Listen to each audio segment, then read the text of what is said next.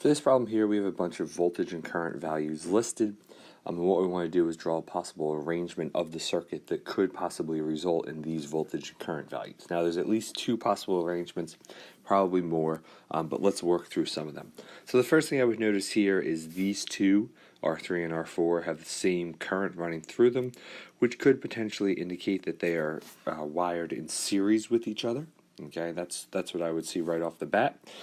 Something else to notice here is that we have 3 amps of current initially, and then R2 has 2 amps, and 3 and 4 have 1 amp. So that could possibly indicate that there's a split here between those two. So here's what I'm going to do. I'm going to first, let's just say that R1 is just in series with the battery. So we'll put R1 right there. It's going to have its 6 volts of voltage across it, and it's going to have 3 amps of current running through it. Then let's say the circuit does split here, okay, and we have R2, and then we have R3 and R4 in a parallel branch with each other. All right. If we think about our voltage and current values there, R2 is 3 volts and 2 amps. R3 is 1 amp, R4 is 1 amp, and those get 1 volt and 2 volts. So this works in terms of all of our rules. The 3 amps comes here, splits into 2 amps and 1 amp, and then goes back around. We also see that every loop here adds up to the voltage of the battery. So 6 and 3 gives us 9, 6 plus 1 plus 2 also gives us 9. So this one would be connected to a 9-volt battery. There may be other possible arrangements. Obviously, if we had other resistors, that would open up a lot more possibilities. But I think this one's probably the most basic one that we can come up with as of now. For this problem, we have an arrangement of non-denominational holiday bulbs that we see right here. And what we're going to do is we're going to cut this wire here in the bulb leading to B. And that's going to result then in this bottom circuit here. And we want to know what happens to the current running through A, C, and D. Obviously the current through B is gone because we cut that wire, but what about the other 3 bulbs?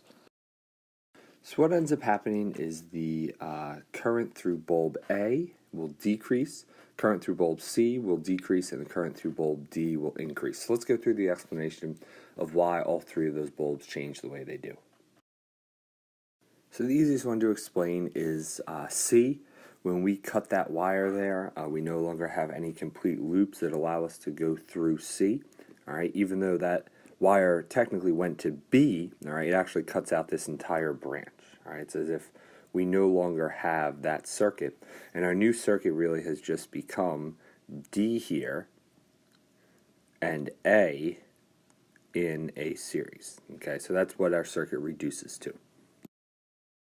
The next one I'm going to explain is bulb A here. And so what I would think about with that is the fact that bulb A gets that full current from the battery. Okay, in both cases, whatever current goes through the battery has to also go through A, all right, whether the wire's cut or not cut. And so what I would think about is what happens to that full current through the battery. Well, when we remove that BC branch, okay, we are removing 2 bulbs that were in parallel with bulb D, okay? And so what that actually does is that actually increases the resistance of our circuit. When we add bulbs or resistors in parallel, it decreases the total resistance. So removing this branch, removing these 2 that were connected in parallel to D, results in a greater resistance, okay? This combination of DCB is going to collectively be less than just D alone. And when we cut it, that's what we're really doing. We're replacing this combination with D by itself. So our total resistance goes up, which means our total current goes down, and therefore the current through A decreases. I think the trickiest one to think about here is to think about bulb D. And actually, in order to solve for bulb D, I wouldn't think at all about the current through bulb D. I would think about the voltage across bulb D. And if we can figure out what happens to the voltage, we also know what happens to the current, because V equals IR, and the resistance of it hasn't changed. So if the voltage went up or the voltage went down, we know that the current experienced the same change. So to think about that voltage, what I would think about is in our initial loop, okay, in our initial circuit, take that outer loop, okay? The voltage of A plus the voltage of D has to add up to the voltage of the battery. The same is true once that wire is cut. The voltage of A plus the voltage of D has to add up to the voltage of the battery. However, A now has less voltage across it because there's less current running through it. And so that means that D must now have a greater voltage. I find that to be easier to think about than thinking about current, because if you're thinking about current, what you have to consider is there's now less total current in the circuit, so that might lead you to think that the current through D decreases. However, now D gets all of the current from the battery, whereas before that current split between those two branches, so that might lead you to think that the current increases. And sometimes when you have that situation where there's two changes in opposite directions, one increase, one decrease, it can be difficult to determine what actually happens. So I think it's easier to think about voltage here. So for this circuit here, we have three resistors, A, B, and C, all connected to a battery. We see that B has twice as much resistance as A and C. The first thing we want to do is we want to rank the current through these three resistors. So the first thing I would think about is the fact that the current leaves the battery, and all of that current travels through A before coming to this junction and splitting, some going through B and some going through C. So I know that A is going to have the most, obviously, because all the current goes through A, so IA is the greatest. Now I just need to decide between B and C. So what I'm going to think about is that these two are both going to have the same voltage across them because they are connected in parallel.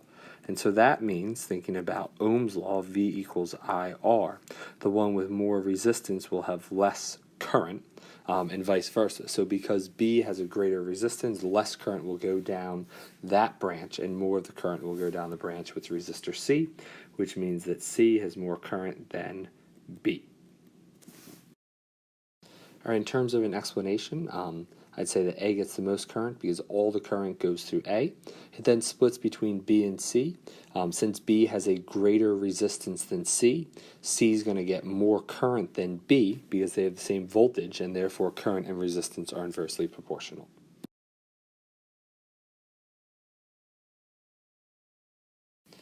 Alright, for this next one, we want to place a fourth resistor in the circuit that will cause the current through resistor A to increase. And this fourth resistor, resistor D, is identical to both A and C, so it has just a resistance of R.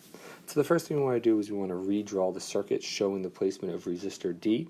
Here's what I would think about, knowing that A gets the full current of the battery. All we really want to do is reduce the resistance of the circuit to increase the total current of the battery, because all of that flows through A. And so how do we reduce the resistance of the circuit? The way we do that is we add a resistor in parallel.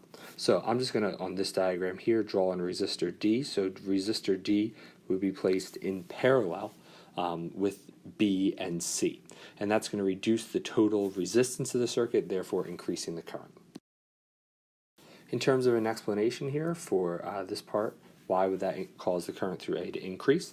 What I would say is adding that resistor D in parallel decreases the overall resistance of the circuit, therefore more current leaves the battery, and since A still gets the full current of the battery, that will increase the current through resistor A. For this last part here, when D is placed in the circuit, will the current through B and C increase, decrease, or remain constant? What I would actually think about here, and we've done this a few times before, is not think about current, but think about voltage, okay? We have more current traveling through the circuit now, obviously, but that current splits three ways instead of two. That can be a little bit tricky, but think about your voltage. We now have more current traveling through A, okay? Therefore, the voltage across A has increased. And since every loop must add up to the voltage of the battery, that means if this voltage increases, the voltage across B as part of that inner loop, and the voltage across C as part of that middle loop must decrease to still add up to the voltage of the battery.